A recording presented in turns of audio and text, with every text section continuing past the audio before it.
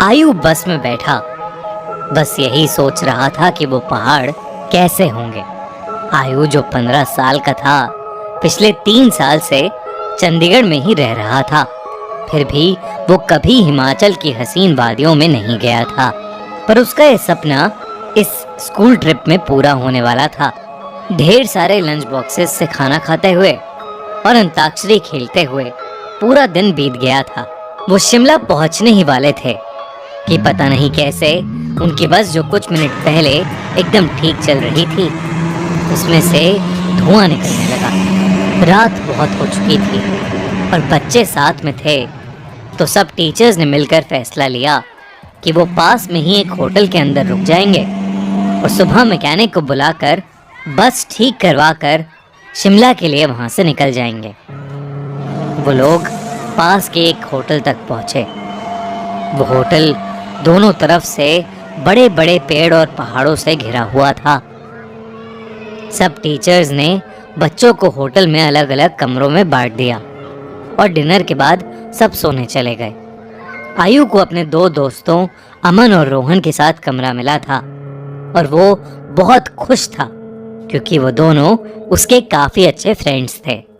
आयु, अमन और रोहन जब कमरे में गए तो कमरे की खिड़की से उन्हें जंगल के बीचों बीच एक झील दिखाई दी। उन सभी को याद था कि कैसे पिछली स्कूल ट्रिप पर रात में 2 बच्चे ऐसे ही झील पर निकले थे और वो स्कूल के सबसे पॉपुलर बच्चे बन गए। तो उन तीनों ने भी प्लान बनाया कि इस बार वो भी कुछ कारनामा करेंगे। उन्होंने सोचा कि वो होटल से छुपके से निकल जाएंगे और उस झील पर जाकर फोटो खींचकर वापस आ जाएंगे। जैसे ही होटल का गार्ड सो गया, वो तीनों निकल गए। झील दिखने में तो होटल से ज्यादा दूर नहीं लग रही थी, पर वो तीनों करीब आधा 1 घंटा झील की तरफ चले जा रहे थे और जंगल का रास्ता था कि खत्म ही नहीं हो रहा था। ठंड बहुत ज्यादा बढ़ चुकी थी और उस सुनसान जंगल में उन तीनों की ठंड के मारे हालत खराब हो रही थी। उन्होंने अपना फ़ोन चेक किया तो उसमें सिग्नल नहीं था। तब उन्हें लगा कि उन्हें झील का प्लान कैंसिल करके वापस होटल चले जाना चाहिए। अपने फ़ोन की फ्लैशलाइट के सहारे वो वापस होटल का रास्ता ढूंढने लगे। रास्ता ढूंढते ढूंढते अमन और आयु, जो रोहन के थोड़ा आगे चल रहे थे, जब पीछे मुड़े तो उन्होंने देखा कि रोहन वहां था ही नहीं। तभी उन्हें अपने पास में से किसी के भागने की आवाज़ आई। वो बहुत घबरा गए, पर क्योंकि वो रोहन को अकेला नहीं छोड़ सकते थे तो उन्होंने उस कदमों की आवाज़ का पीछा किया। वीरान और घने जंगल के बीच वो उन कदमों की आवाज़ों का पीछा करते गए, जो कुछ मिनटों बाद बंद हो गई। रोहन उनको अभी तक नहीं देखा था और अमन और आयु अब बहुत ज़्यादा डरने लगे थे। लेकिन तभी उन्हें ऐसी आवाज़ आई कि मानो कोई ज़मीन खोद रहा था। वो धीरे धीरे उस आवाज़ के पास गए और झाड़ियों के पीछे से उन्होंने देखा कि और कोई नहीं बल्कि रोहन ही जंगल में एक गड्ढा खोद रहा था। उन्होंने डर के मारे रोहन को पुकारा। रोहन उनकी तरफ मुड़ा और उन्हें गुस्से से भरी आंखों से देखने लगा। उसकी आंखें एकदम काली पड़ चुकी थीं, जैसे किसी ने उसके अंदर से आंखें ही निकाल ली हों। अमन रोहन के पास गया और उसने रोहन के कंधे पर हाथ रख के उससे पूछा कि उसे क्या हुआ है। लेकिन रोहन के कंधे पर हाथ रखते ही रोहन अमन के ऊपर चिल्ला उठा और रोहन ने उसे एक बहुत तेज धक्का दिया। अमन काफी दूर जाकर गिरा। रोहन के अंदर कोई अजीब सी शक्ति आ चुकी थी। आयु भागा भागा अमन के पास गया।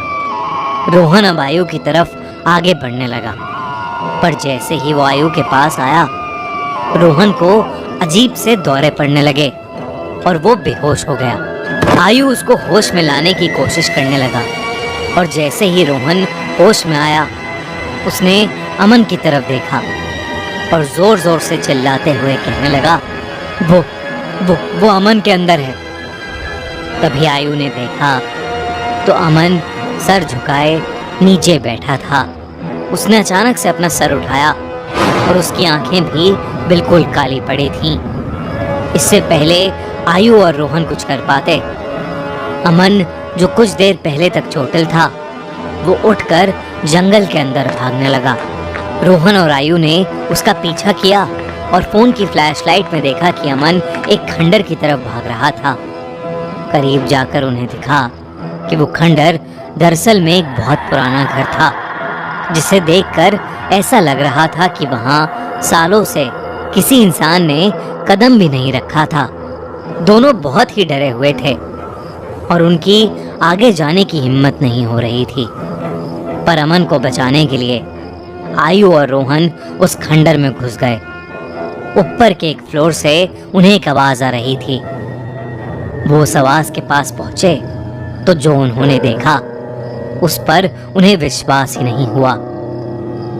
उन्होंने देखा कि अमन बेहोशी की हालत में हवा में लटका हुआ था और एक बूढ़ी औरत उससे बात कर रही थी। उस औरत का चेहरा बहुत भयानक था। उसकी आंखें एकदम काली थीं, खाल लटकी हुई और बिखरे हुए सफेद बाल उसे और डरावना बना रहे थे। वो दोनों उस औरत को देखते ही वहां से बाहर भागे। वो औरत भी उनके पीछे पीछे आने लगी। आयु और रोहन जल्दी से सीढ़ियों से नीचे उतरे और उस खंडर के घर के दरवाजे तक पहुंचे। उन्होंने जब मुड़कर एक बार पीछे देखा तो वो बूढ़ी औरत किसी कीड़े की तरह रेंगती हुई सीढ़ियों से उतर रही थी और उनके पास ही आ रही थी। वो किसी तरह वहां से निकलकर जंगल की ओर भागे और भागते चले गए। भागते भागते उन्हें पता नहीं चला कि कब वो उस झील के पास आ गए थे, जिस झील की तलाश में वो होटल के बाहर निकले थे। रोहन और आयु दोनों भागते भागते उस झील के अंदर गिर पड़े और डूबने लगे। उन्हें ऐसा लग रहा था कि जैसे कोई उन्हें अंदर खींच रहा हो।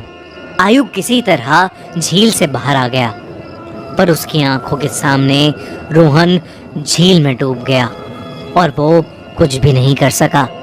आयु ये सब देखकर इतना घबरा गया कि उसे चक्कर आने लगे और वो वहीं बेहोश होकर गिर पड़ा। आयु की जब सुबह आंख खुली तो वो उसी होटल के कमरे में था। वो भागकर बाहर गया तो बाहर पुलिस की बहुत सी टीम्स थीं और जमीन पर सफेद चद्दर में लिपटी हुई रोहन और अमन की लाश पड़ी थी। पुलिस ने तो इसे मर्डर घोषित कर दिया था, पर आसपास के रहने वालों ने बताया कि कई साल पहले उस जंगल में एक बूढ़ी औरत रहती थी। वहां उसका एक घर था। सभी से अलग वो औरत चैन से रहती थी। पर एक रोज उसके घर को कब्जाने के लिए पास के गांव के कुछ लोगों ने उसके साथ बदसलूकी की और उसे मारकर उस झील में फेंक दिया। तब से कोई भी इंसान रात में जंगल की ओर या उस झील के पास नहीं जाता। कहते हैं कि उस बूढ़ी औरत की आत्मा अभी भी वहां अपने बदले के लिए भटकती है। काश ये बात इन तीनों दोस्तों को पता होती तो शायद आज आयु के साथ साथ रोहन और अमन भी जिंदा होते।